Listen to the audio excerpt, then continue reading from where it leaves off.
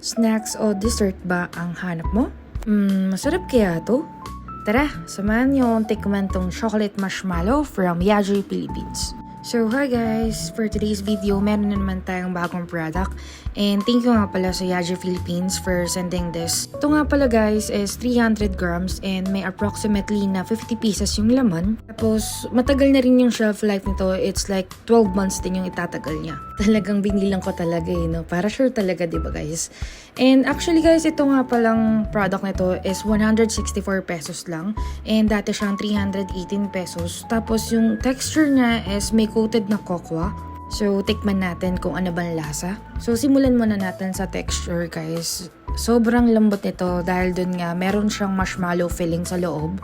Tapos yung chocolate coated niya is hindi talaga siya matamis and hindi siya nakakaumay. So kahit hindi ilagay sa ref, lagyan nyo lang siya sa garapon or sa lagayan.